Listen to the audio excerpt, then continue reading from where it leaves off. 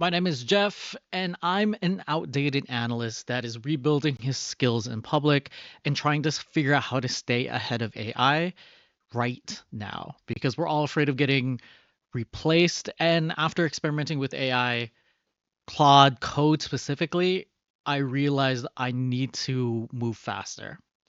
So this channel is going to be about that. So just think about this as you're inside this analyst dungeon where I'm grinding and trying to level up to stay ahead and be relevant. And not just stay ahead, to take advantage of what's coming, because in using AI, I've found that it's been extremely powerful.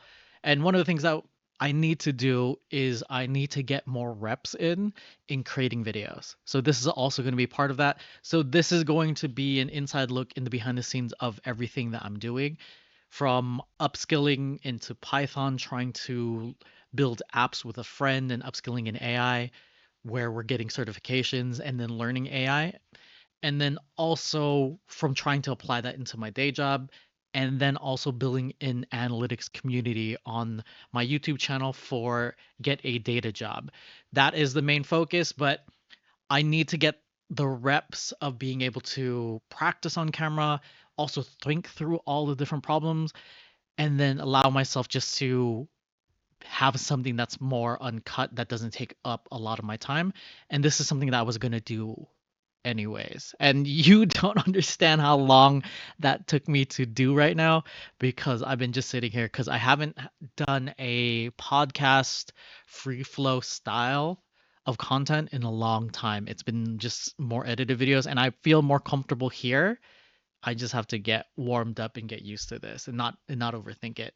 So let's jump into what I'm going to be doing is I want to show my thought process and then just various things that I'm working towards and trying to figure out. So the biggest thing right now is to plan everything, because there's a lot of things to do. And this is also just to get everyone updated at where I'm at currently, because if you watch some of the previous content before, I did analysis, financial analysis, crypto analysis previously. Now this is going to be completely different. You're going to be like, what is this popping up? So I brand it as the outdated analyst because new channel is how to get a data job, and working with members and people and just all the questions I get, there are a few big things that I notice. And I've been trying to figure out what is the most effective way to get them a job. And I've been studying various people's programs, seeing best practices, boot camps, and recruiters, listening to content, and just trying to figure out, in my own experience working at a probably the biggest healthcare Fortune 500 company, is what can I bring, and what is my experience being on hiring panels. I was never a hiring manager, but I was the senior lead analyst. That my previous manager would bring us in, all the top performers, they would bring us in to be part of the whole interview process. So I got to do technical interviews, one-on-one interviews, panelist interviews, and then also create the various questions for the technical interviews. So through that, I got to learn a lot, but because we are in healthcare, it is more it's more outdated. It moves slower. And because of that, I'm in a department where we have a lot of tools that are built in Microsoft Access, and templates, models, and automations that are also built in Excel. Yes, it uses SQL Server, but the primarily front end, or like the where the users are clicking on, it's Excel and Access. Access is amazing, Excel is amazing. When you do use VBA, you can do a lot of different things, and that's one of the things that I learned through the senior analyst that I worked with previously. That was a big mentor. I didn't know you could do all of the things that you could do until I saw and took on his work, because he was previously a programmer, and or he had formal background, and then he worked for one of the biggest financial companies, so he brought that over, and then that changed my world when I first came to this company, which was 10 years ago. And thinking about it, it's like, okay, I've been golden handcuffs basically where it's I have a specific knowledge. I'm on the business side. I'm a business analyst consultant. And then now I have to figure out how do I stay relevant? Because the first time I ever used AI, I was at a party and then someone told me about AI and how it's going to be changing ChatGPT specifically and how it's going to be changing the world. And then because of that, we tried to get it to do things, but we couldn't connect. But when I used it later, and then I started using it for VBA coding, I started to realize how crazy this was. There was things that I would be coding by myself or trying to figure out, troubleshooting through searching on Google when there's specific obscure functions that I couldn't figure out. And then I would just have to like sit there and be like, oh, okay. But now with ChatGPT, it created literally it would save me significantly more time than if I had to do it on my own or just even just search for existing functions and routines and just what other people have built and then bring it over. Because before, a lot of people think that when you get into a job, it's going to be all the coders and the people who are working on their code. And this is through talking to my other friends too, who are more modern than me is I'm primarily just coding in VBA and now Python, but before it would just be like I have no idea. I got into this job, I worked with Access previously, automations, but that was through macros. And then with it when it was like more complex, that's when I had to learn on the job and then go deeper. And then I learned that's when I learned from the senior analyst. And then going from there, it's learning VBA at like a high level. And it used to be you could take something and then it'll be like 80, 90% over there, and then you bring it into your tool, and then you would have to figure out the little nuances of how to adapt it into your tool. Now with ChatGPT, Gemini, Claude, you can just ask it directly, and most of the time it'll be good to go.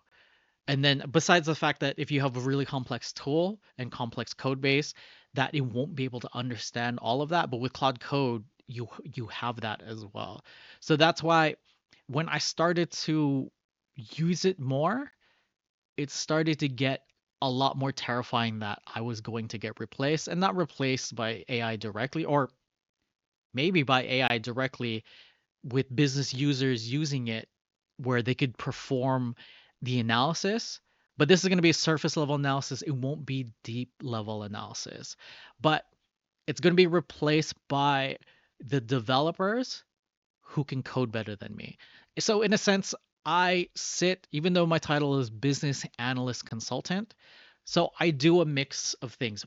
I primarily do development work now. I'm primarily a VBA developer. And but I still do process improvement. So I do a lot of the BA work where you do process improvement, you go in meetings, and then I'm also a SME, which is subject matter expert on various internal systems that won't be applicable if I leave the company. Because they're nuanced, they're specifically built for our department, and then they're not like industry specific. And I'm also consulting on various projects for the automation, what's possible, and also what's possible with AI. Because I started to see the trend, and then this is why I needed to adapt and then get better. So recently, I just completed my AWS AI practitioner certification. It's great and all, but I need to be building. It's going to help me stand out, but looking at certifications, they're only going to help you stand out so much. And this is going to bring me to how I'm thinking through helping people inside the Get a Data Job community, and then specifically inside our accelerator program. I'm just calling it the Analytics Accelerator because it used to be the Get a Data Job Accelerator, but that's kind of too long. So rebranding and just calling the Analytics Accelerator. This is where I get to coach people one on one and group and then actually figure out what is happening inside the market because I've been removed from it for so long. I've helped coworkers, family members, redo their resumes, make their portfolios look nicer, help them with their interviews, tell them what to say, coach them through that negotiation, and then have gotten them placed in higher paying positions where they're happier or just got them more interviews in general when they were struggling. That is easier to me. But inside this new market, this is just one of those things where it's new to me. I know what works, but I don't know how well it works. And there's a lot of content out there, and I don't know what works as well as people say. So that's why I created this program, this community on school where people can come in and they can join. And it was targeted towards new grads and more specifically career switchers trying to break into data analytics because they have a higher pain point and I felt like I could help them more. But what was happening was most of the people that got into the program were international. And that is one of the things that I was struggling with. And one of the community members lives in Africa, and I don't know that market at all. They want to break into healthcare, and they're a med student as well. And from there, it's like they want to be able to marry both, and I don't know the best way to help them. And they're in an area that doesn't have much healthcare opportunities as well. So it's kind of rough because it's developing within data. So I don't know exactly how to help them. So we're going to work through my thought process of how to help the various members inside the community. Because one of the most active members is in the US. That he is somebody that I can absolutely help right away and have been helping right away. There's various problems that we're just running into, but it's helping me create the documents so that the community could be paid in the future, which is my ultimate goal because my favorite communities have been paid. And it's not me leading them, it's me being a part of them. This is going to be the first one where I'm actually leading the paid community and then having being one of the forefront people and offering my like experience and coaching knowledge within there. But I wanted to get the experience before I did that. And I wanted to have the barrier of payment because for me, payment has always made things a higher priority. When I have to pay into something, I see as more higher value, but I'm also more committed. And then because of that, the higher quality of people, in my opinion, is what I've seen from free communities compared to free communities coming into it. So that was the ultimate goal. And then I also thought of because I have all of this experience, how can I package this into a side hustle, into a business that I could do within my day job?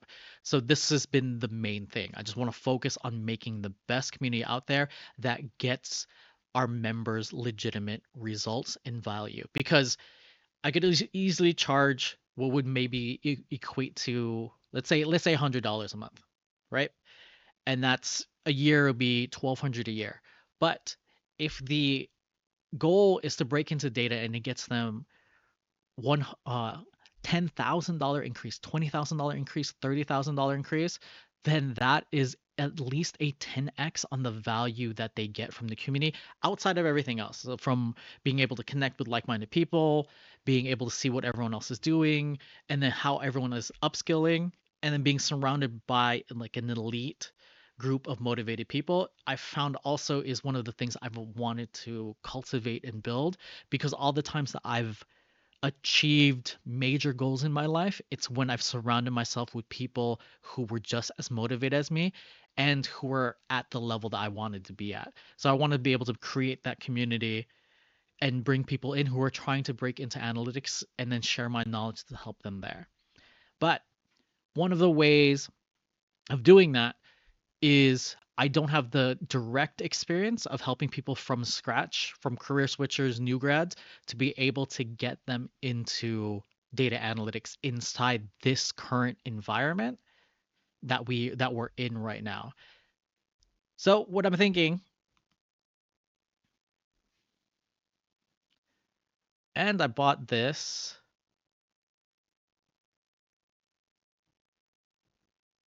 Okay, hold on. Okay, and here's what I'm thinking. Here are the biggest problems that I see inside the community and with people that I've been working with, and then also just doing a bunch of research for the videos. Biggest thing, experience. So don't mind my chicken scratch. It's a feature, not a bug. So you can enjoy and laugh at my handwriting as you watch this. So first is experience. A lot of people don't know that breaking into analytics for the jobs that they want is going to be hard, because one of the things I've noticed is people don't do market research into the new jobs. And that's like the first thing that they need to do is go into your market and then see what jobs are available and what you actually qualify for, and then the companies that you're interested in going to and applying for, and also the companies that you're not. Because one of the things I found is people just don't know. And the biggest thing that happens is they'll go through all these tutorials, boot camps, and then they'll make these projects. But when they go to apply, they'll realize this is what they don't have. And one of the things I notice is you'll see 1 to 3 years of experience for an entry level data analyst position. So there's a few things that have to happen here. Is these years of experience can be made up through business domain knowledge. So that means business domain. The times that I've seen people break into becoming an analyst, business analyst, data analyst, or equivalent analyst, is they worked inside the business at a lower paying position. They got these equivalent years. And then at the same time, they did some analytics. And then they were able to internally get promoted into a business analyst, a data analyst. From here, what people realize is as a new grad, especially in bootcamp career switcher, is or unemployed career switcher is another big one I'm saying, is you need at least 1 to 3 years of experience, on average 1 to 2 years of experience for some of these entry level positions. And that's not entry level anymore. So you have to be able to get this experience in a few different ways. So we'll get back to this. The other thing I see is 2 portfolio projects. Portfolio projects. So one of the things I see here is they aren't good enough. When you and I've been going through data camp to modernize my skill set.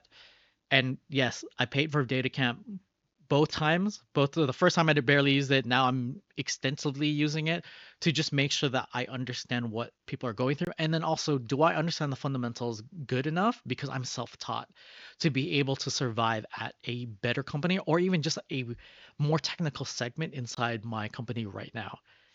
Portfolio projects, even me just looking at these portfolio projects, they aren't at the level of complexity that real work projects are at. You have to think about some real work projects that I work on are sometimes 6 months of just me developing. I could significantly make that faster with AI now, but think about that. That's me coding in VBA. That's me meeting with stakeholders. That's me analyzing. That's going through different test analysis. We go through UAT, we do user acceptance testing, where they basically test out the new features. Does that work? Does that not work? Until we fully release it to users and into production. And again, you think I'm a business analyst consultant, but I act more as a developer nowadays and building out solutions. So SQL, VBA inside Access and Excel, and then now upskilling within Python, and then being able to call and embed or call models within AWS or other platforms. So trying to modernize my skill set in that way. But these portfolio projects aren't good enough. And this job market is rough. And I know what it's like to be in the rough job market because when I first applied to when I got out of school, it was in the aftermath of the 2008 financial crisis, the years after, and I couldn't find a job. And I didn't realize that my portfolio project sucked compared to other professionals that you're going to be competing against and other top candidates. You're going to be competing with top candidates that graduate at the top of their class, that worked on these side projects, that had these competitions, and that's what you have to compete against. And you need to have better portfolio projects. So when I was analyzing some of the top programs and some of the top people within my space of their product offering, right? So I'm a marketing major as well, and I've helped entrepreneurs and built side businesses in different markets. So with varying degrees of success, and then usually leads into boredom. So I'm dedicating 10 years of my life to just focusing on this main problem now, so I don't fall into that same trap. But that's another tangent for another day. One of the things that they offer is high quality projects. Also, one of the biggest drivers inside the space and for videos is tutorials of portfolio projects. Because a lot of the times with these portfolio projects, the data set is too clean. And you might be able to have like a clean backend that you're going to be able to query. When I first became a data analyst, I had for the most part, a clean backend, but you still had to cobble together various data sources to figure out how to make that. And like I will look at some of these data sets and it's like the schema, which is basically the group of tables and like the design of those tables and like how they connect with each other. They're like you're using only 4 tables, right? 4 tables. This and take this with a grain of salt because this is my experience previously as a data analyst and then my current experience.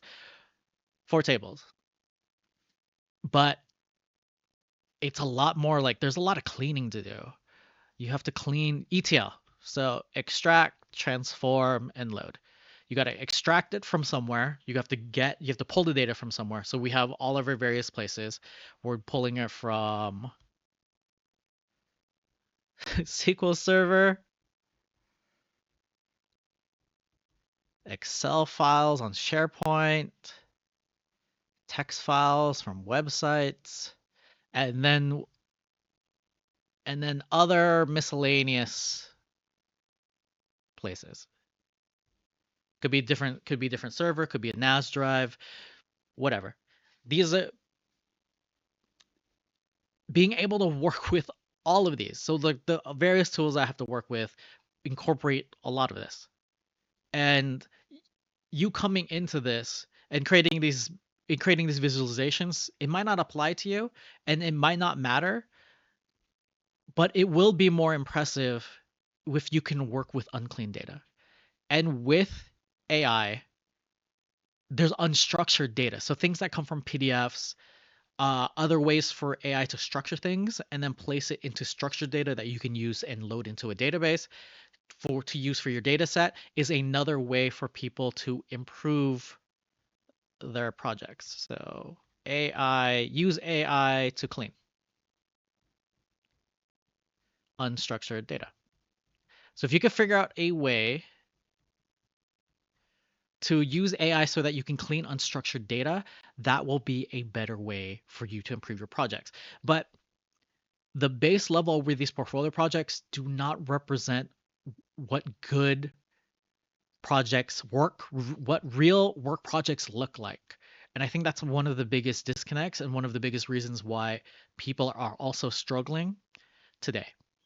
And this is just my own experience applying it to this, but that is one of those things. Also, ask AI.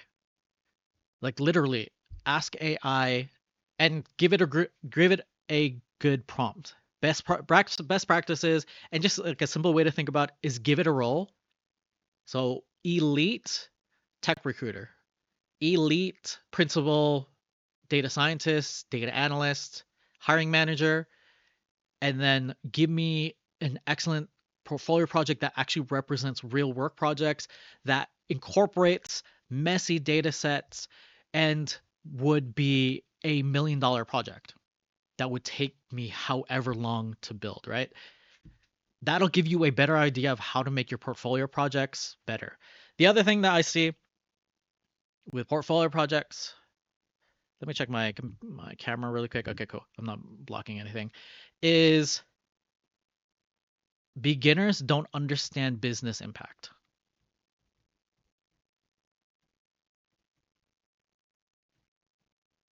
They focus on the wrong things. They'll say cleaned 4 tables. Oh no, they'll do rows.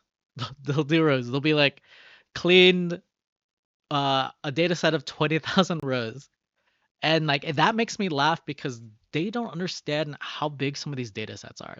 Some of these data sets, if I'm querying in the back end of SQL Server, for some of the really big stuff for some of these tools, before I bring it into Access or have to bring it and pare it down, they're literally, it's millions and millions of data. And that's after I've filtered out for the years and for the specific clients that I'm looking at. And the data sets, like the full data set, is large. It goes across the whole corporation. So when you say, and I'm laughing just because it's funny, and as a beginner I would have done the same thing. So don't feel bad about it, but it's not something to highlight because 40, 20, 40 isn't that big. And it'll be relative to the position that you apply for. So you need to find out ways to quantify the impact better. And the ways that you do that is money or time. Here's a clock. Yeah. It looks like a person with a nose, but that's a clock. Money, time. You can always just go back to money and time, and then you just estimate people's salaries of how many hours you saved, and then extrapolate that through the year. Those are the two biggest things I see within the people that are trying to break into analytics right now, and this is the biggest reasons why they're stuck. The other thing, and I think this is easier to handle. Let me move this up. Is marketing.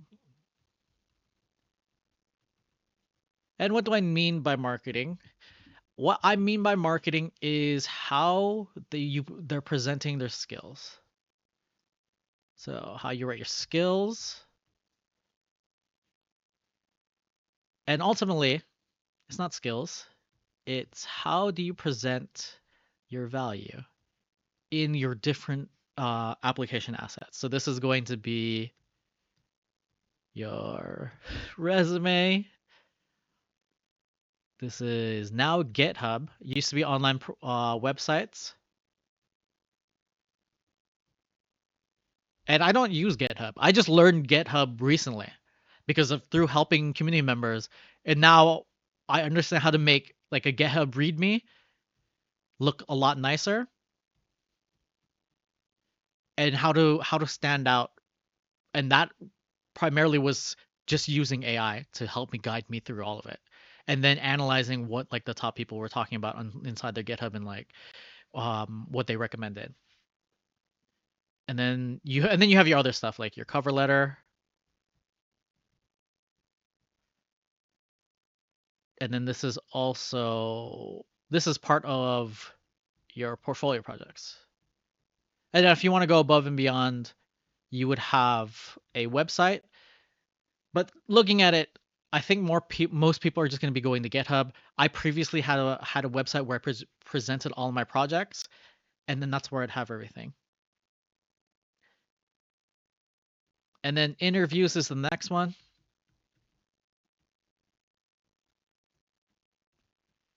But most people are not getting into the interview phase. From all the people that I've been helping and that have been asking questions, most people are not getting to these places. And the biggest reason is these three things.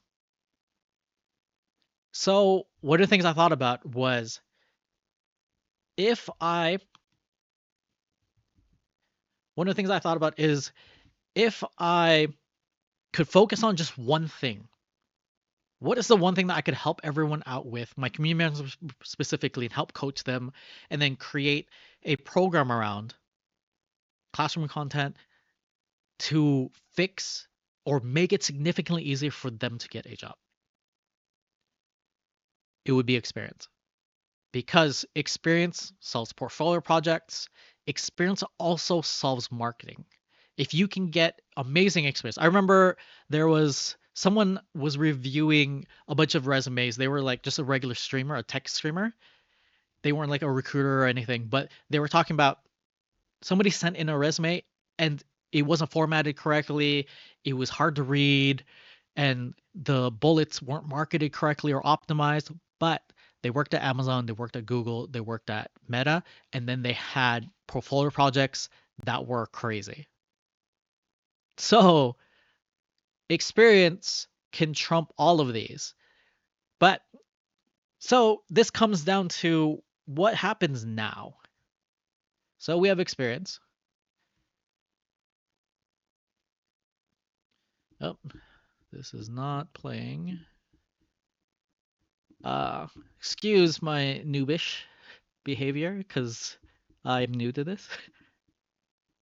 Okay, moved it to the side. So if I'm gonna focus on one thing, let's focus on experience, right? For those of you who play RPGs, and this is why I labeled this the Analyst dungeon because it's inside my garage. But think of it as an RPG where you're leveling up your skills and you're grinding. So that's why I wanted to think about this, and also why I also wanted to focus on experience because I think this is one of those things that people underestimate that is needed because it's not as easy as it used to be. You used to be able to do a boot camp, you used to be able to get certified before this was like a hot and trending field, data science in general. But now, because it's a hot and trending field, it now leads to more competition. And so you have to think about what's the base level that everyone's doing. You have to go above that. And then you most likely have to go above that. So experience, what I was trying to figure out is, do I focus a 90-day program and coaching program on getting their first client? Because one of the best ways to get experience, and one of the ways that I've done it. So to give a story for this is, first, let me write it down. It's to volunteer. Work for free. So when I first became an analyst, I worked under the data analyst. I got promoted, or first, the only job that I could get was entry level data entry. Couldn't find anything else in the aftermath of the 2008 financial crisis, and that was with help from my sister's best friend's mom. From there, I was able to work hard, get promoted. So got promoted, did temp work for the accountant, then came back, did more temp work, then worked under the data analyst and worked under the data analyst for a while. Then got promoted several times and then was able to finally get promoted into a benefits analyst. But that I was a marketing major. My dream was to work in marketing. I loved analytics, but the analytics I was doing at the time was really boring.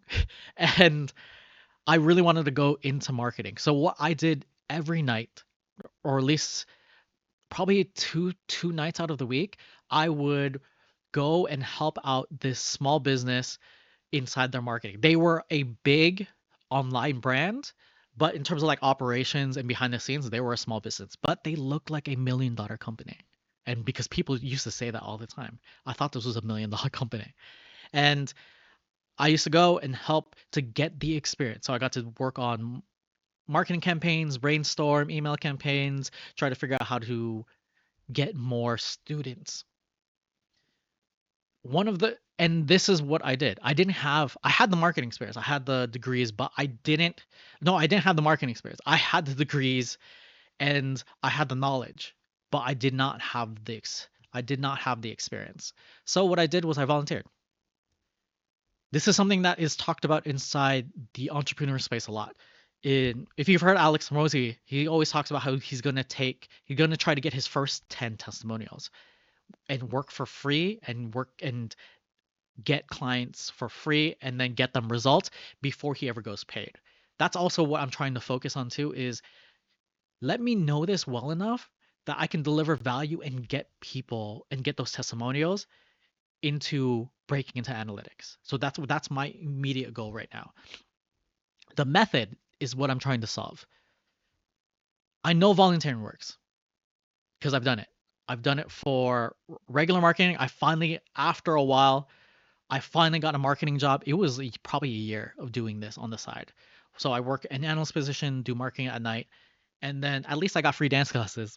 But I finally was able to get a legit marketing job, basically as a marketing coordinator, but it's positioned as a marketing intern so that they could pay me less. But I wanted the experience, so it didn't matter. But I got to work on advertising campaigns. I got to work on print catalogs. I was the lead graphic designer. I got to brainstorm on how to position the messaging, do all the branding, product photography. It was awesome. And the only way I was able to get that is from volunteering and getting the experience ahead of time. Oop. Oh, I'm a noob. Experience and volunteering ahead of time. And this is the biggest thing that I see people need to do. There are a lot more ways of doing it. There's virtual ways, there's nonprofits online where you can get clients that way. You can get your first client. So you want to think about it not as working for free, but you're pitching clients to do the work pro bono. It's the same thing. Yeah, it's the way I angle that because there's people who just will not want to work for free. But if you can't get the experience any other way, this is what you have to do. And then eventually you volunteer, you get the experience, and then that's what I'm thinking about building the program around is to get your first client.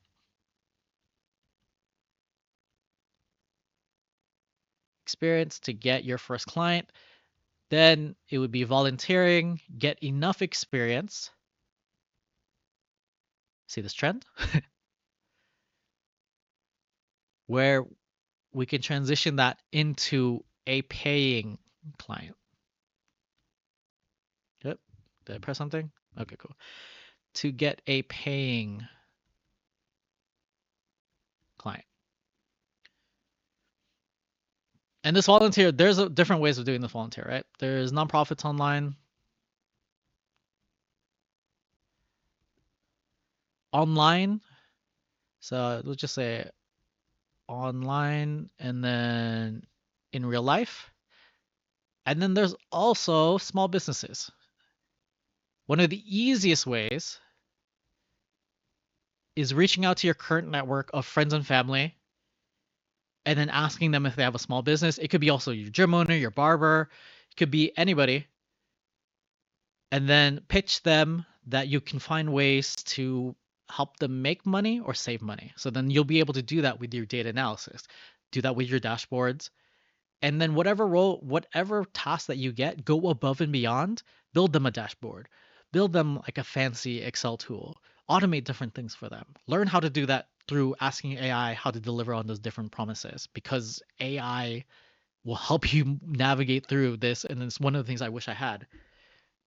But just pitch them. I can help you save money, or I could help you save time. It's a better clock, but not the best. And then you'll get the experience from these two to get a paying client, right? And that's what I'm thinking. And I think 90 days is enough. I think you can do it faster than that, but I don't want to scare people and I don't want to get people overwhelmed because I know what it's like to coach people as well. And you can't overwhelm people. They need to be in like that. There is a graph. For this is for getting into flow, right? One is, I think, one is easy and one is like how hard it is. And if it's too easy, it'll be boring. But if it's too hard, they'll be overwhelmed. And then you need to find like this zone where it's challenging enough that people stay motivated, but then they also need to see that there are many rewards in the future to keep them motivated to the program. So that's all the things I'm thinking about. But this is my focus. The one thing,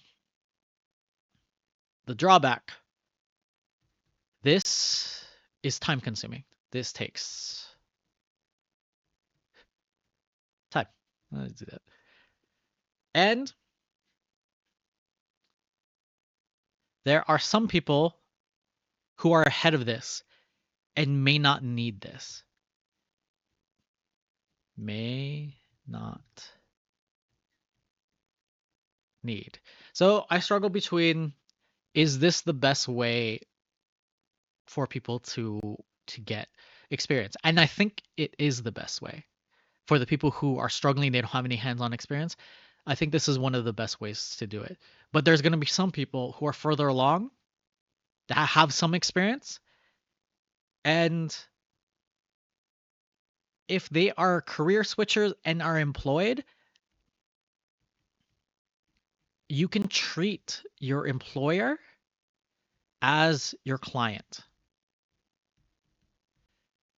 And then you want to think about all of the different projects that you do and that you pitch as, again, saving time and saving money. So this is what I'm thinking for the program and how I'm going to structure it out. But I wanted to get this out on paper and then also show this to our community members so that they have an idea and if they think this is the route they want to go. Because one thing, work with me. Okay, nope, user error, that's my fault again.